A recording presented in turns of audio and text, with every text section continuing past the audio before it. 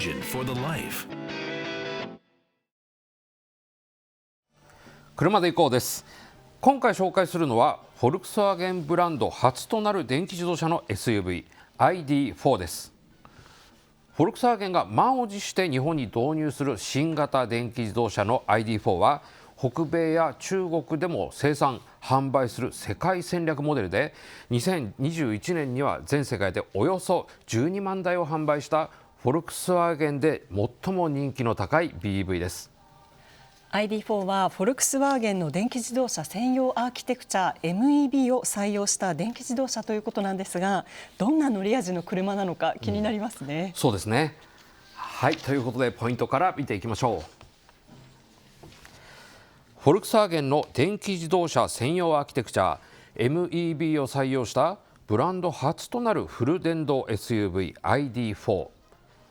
大容量のバッテリーを前後アクスル間のアンダーボディに搭載することで長い航続距離を実現するとともに、ロングホイールベースショートオーバーハング化によってボディサイズに対して1クラス上のモデルに匹敵する室内空間を実現しています。バッテリー容量は 52kWh と 77kWh の2つが用意されていて、大容量バッテリーを搭載するプロではWLTC モードで最大航続距離618キロとなっています。機能美を突き詰めたというエクステリアデザインは流れるようなデザインになっていて、 0.28 という非常に優れた CD 値を実現しています。またインテリアは従来のシフトノブに代わるドライブモードセレクターと統合された 5.3 インチのメーターディスプレイ、大型のセンターディスプレイを採用し、近未来的なインパネデザインを演出しています。フォルクスワーゲン ID.4 の価格はご覧の通りとなっています。 BEV 時代のフォルクスワーゲンの走り、主力モデルとなるだけに走りがどのような方向を目指しているのか気になりますよね。そうですね。はい、ということでこの後いよいよ市場に行きます。現在はプロとライトの2モデルとなっているんですが、今回はモデル名、位置充電走行距離などが変更になる前の上級グレードプロローンチエディションを高速道路と一般道で試します。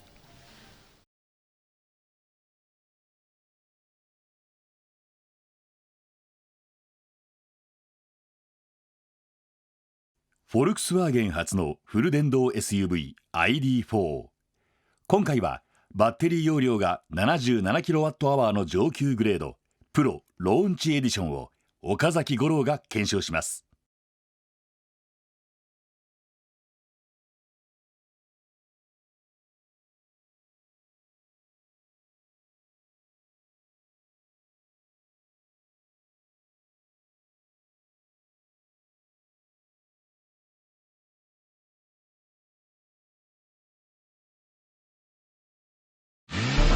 Engine for the life.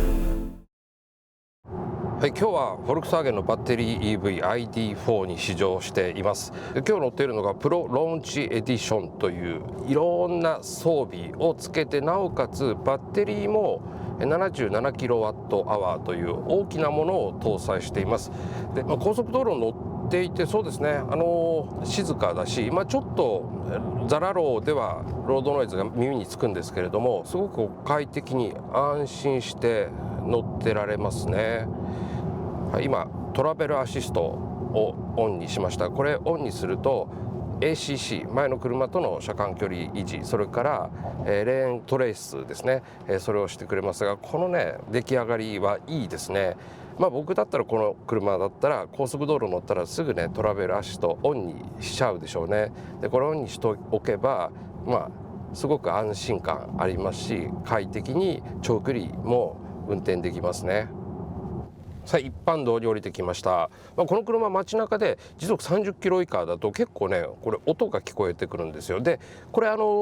ハイブリッドもバッテリー EV もそうなんですけど、エンジンがついてない車って歩行者に自社の存在を知らせるように結構音を出すっていう、出さなければいけないという規制があって、スピーカーから音を出してるんですね。でそれが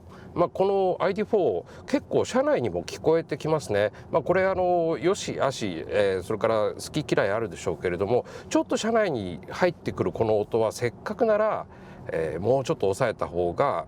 静かだなっていう感じが出てくると思います。はい、荒れた路面に入ってきました。高速道路なんかでも少し段差で感じていたことなんですが、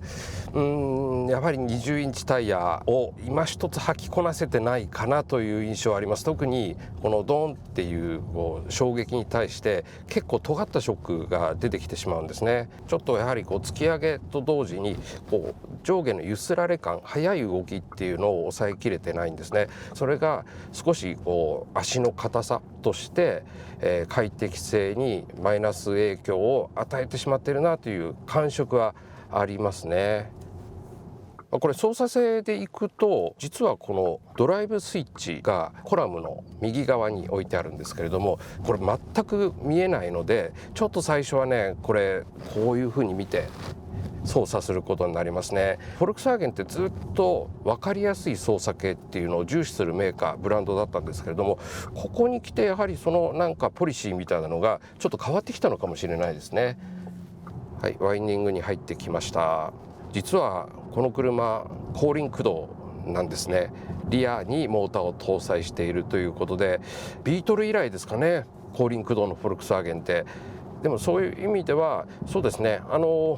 あんまり後輪駆動だからとか FF だからっていうようなすごく大きな違いを与えることはないです。もう本当にフォルクスワーゲンらしくほどほどのクイック感、それから足回りなんかも綺麗にロールをしながら路面を捉え続けます。そして一番重要視しているのは安心感が高いと、そういう味付けっていうのはやはりこの後輪駆動になっても、それからバッテリー EV になってももう変わらないですね。ずっとゴルフから受け継いできている、考え方には変化はないです。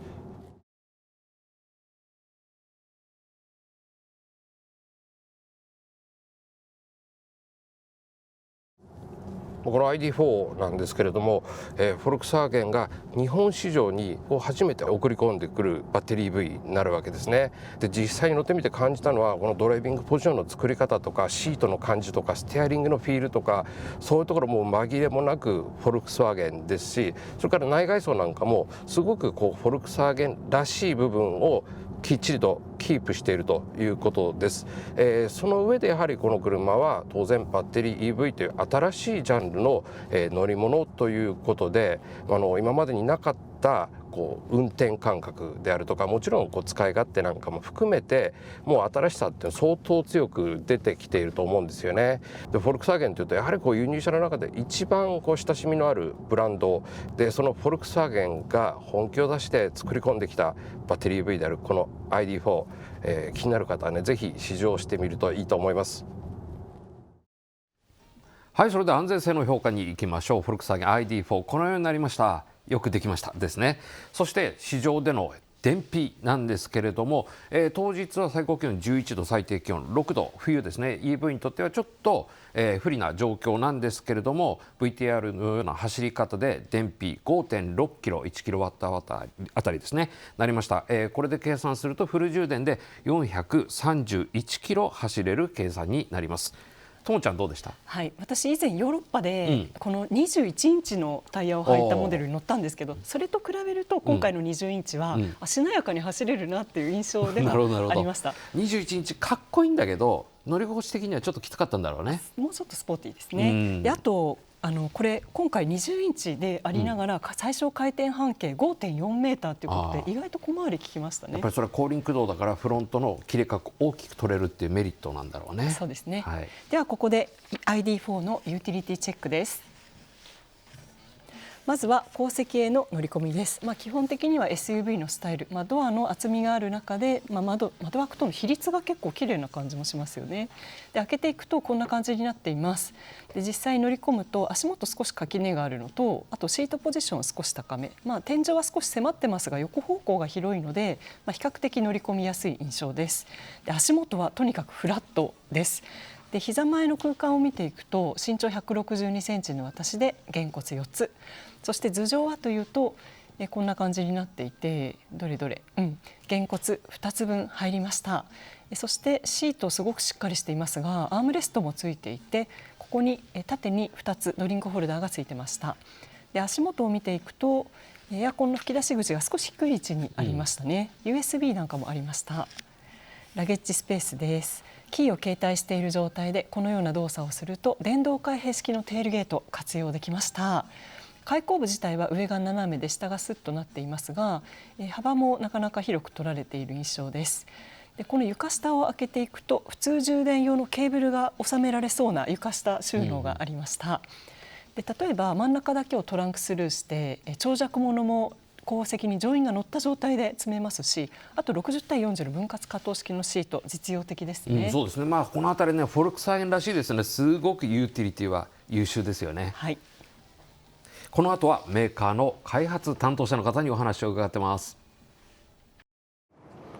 それでは ID4 について山谷さんにお話を伺います。よろしくお願いします。よろしくお願いします。いや山谷さん、フォ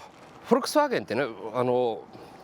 欧州のメーカーの中でもすごくバッテリー EV に積極的なブランドなんですけれども、それようやく日本にも入ってきましたね。はい、日本の皆様にはお待たせしてしまいましたけども、今日本のマーケットはまさに EV が盛り上がっている時なので、まさにタイミングとしては絶好のタイミングだったかなと思っております。結構国産のこのクラスの EV とほぼ同じ値段で出してきましたよね。はい、ここはやはり本国と戦ってこだわってきた部分です。やはり日本の皆様にそのドイツの本当のいい EV っていうものを少しでも多く体験していただきたいと思って、設定した価格となっております。で僕は今日乗せていただいて思ったのは、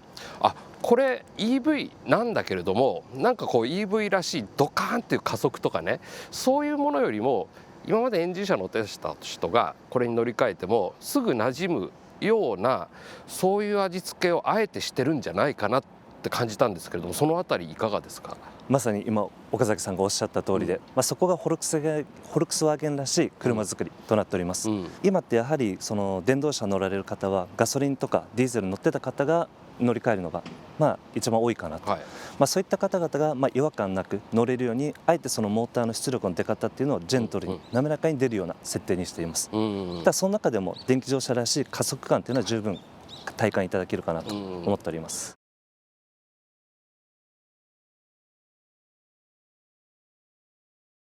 グレード構成なんですけど、今回ライトっていうバッテリー小さい方とで大きなバッテリー積んだプロっていうの2種類あるじゃないですか。結構どうせだったら高い方大きい方のバッテリー買おうかなっていうふうに行きがちなんですけど、自分の使い方によって合わせていくっていう一工夫必要ですよね。そうですね、まず一つやっぱりバッテリーの大きさで価格がかなり変わってくるので、そこでお客さんの日々のライフスタイルであるとか、そういったところの使い方によってうまく選び分けていただければなと思っております。いや僕2022年モデルも乗ってで、今618キロですか、2023年モデルでこれ航続距離上がってきたんですよね。はい、これ何が変わったんですか？各部の調整はあるんですけども、基本的にはこのハードウェア、主にブレーキ周りの改良が入っております。そのことによってブレーキのエネルギーの回生量というものを上げて、その航続距離の延伸というところに貢献しております。出た時にエントリーグレード500万切ってました。で今度、ちょっと上がっちゃった23年モデル、上がったって言ってもほとんど上がってないって言ってもいいぐらいの値段に抑えてきたっていうのはすごいなと思った。というのも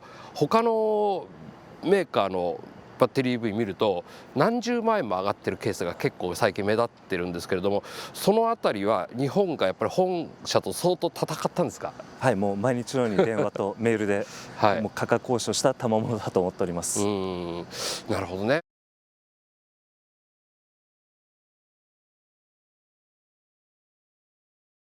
これ今ディーラーに展示していろんなお客様いらっしゃってると思うんですけど、どうですか反応は？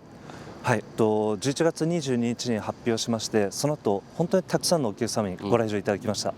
でその中でもやはりフォルクスワーゲンの大ファンという方はもちろんいらっしゃるんですけども、今までフォルクスワーゲンを見てこなかったお客様、そういった新しいお客様に多く来場いただきまして、もうおかげさまで本当に入れた台数のほぼ完売に近い状態になっているような状況でございます。でも最近はバッテリー EV も結構選択肢が増えてきていろんなメーカーが出してきますけれども、山谷さんとしてはこの ID4 の魅力ってどんなところにあると思います？なるほ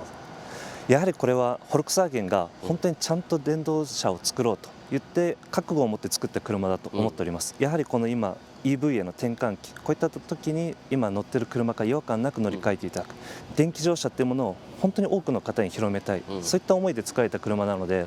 できればこの初めて電動車に乗られる方とかぜひ選んでいただきたい車かなと思っております。なるほどね。はい、今日はどうもありがとうございました。ありがとうございました。はい、それではここで ID4 の評価に行きたいと思います。僕の評価はこのようになりました。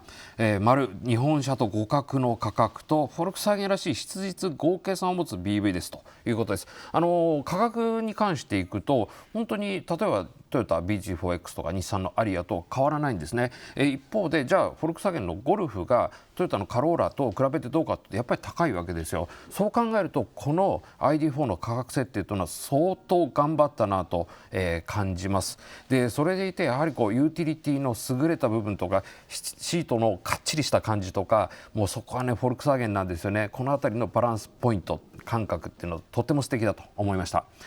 バツはですね乗り心地と静粛性です。このあたりは、VTR でも言ったんですけれども、タイヤのノイズであるとかちょっと荒れた路面での乗り心地の硬さとかこういうものがランニングチェンジによってどんどん良くなっていったら、この車の魅力っていうのはさらに上がっていくと思います。はい、私は丸なポイント、これはデザインと操作系にほのかに新時代の、風を感じられるというところですね。ドアを閉めブレーキを踏むともうすでに起動している状態になっていたり、あとエクステリアはテールライトの光の演出であるとかクリーンでどこか親しみが持てるイメージでまとめられているあたりに電動化時代のフォルクスワーゲンらしさが感じられたなと思いました。そしてバッテン、これはナビ周りの操作系が少し直感的ではないのかなという感じがしました。タッチパネルなんですが、スライド操作に対応していたり、使いたい機能にそれを操作していくと直感的になかなかたどり着けなかったりするんですね。そのあたりは今後改善していく課題があるのかなというふうに思いました。でもそのほのかに新時代の風が感じられるってすごいわかるね。フォルクスワーゲンっぽいですよね。行き過ぎてない。そうなんですよ。でも新しいっていうね。はい。ということで2人の評価はこのようになりました。Engine for the life.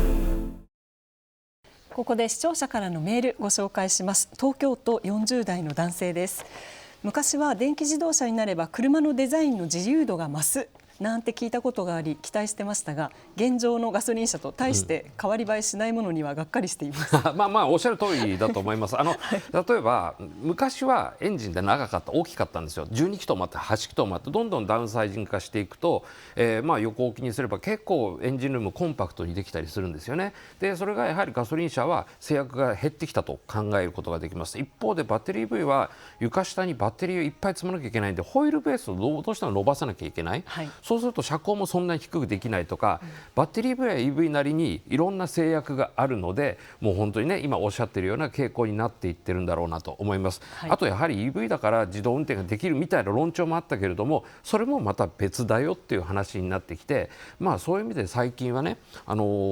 り EV は EV いいとこあるんだからそれを本当に単体で評価していきましょうよというちょっと落ち着いた感じにはなってきましたよね。段階を踏みながらいろいろ変わってくるかもしれないですね。電池も例えば全固体電池とかが出てきたら小スペースでデザインの自由度も増すでしょうしね。そうですね。でもそういう意味でやはり今現状ねバッテリー EV 買うんであればやはりその車としての性能とか魅力っていうのが本当に魅力の中心に、なっていくんだろうなという目で見た場合にこの ID4 ってなかなか素敵な車だったよね。落としどころはすごく良かったと思いますよね。もうほのかにその新しい時代を感じさせるっていうところが良かったと思います。でやはり芯にあるものはフォルクスワーゲンらしい質実剛健で真面目な車作りだし、なんかもうシートに座ってもカチッとしてるしステアリング切っても自然だし、みたいなねもう今までゴルフが持ってきたようなものをちゃんとバッテリー EV としても実現していると。あとはゴルフに負けない乗り心地、あるいはバッテリー EV らしい静粛性をもっと高めていくともっと素晴らしい商品になっていくだろうなと思いますね。それではまた来週お楽しみに。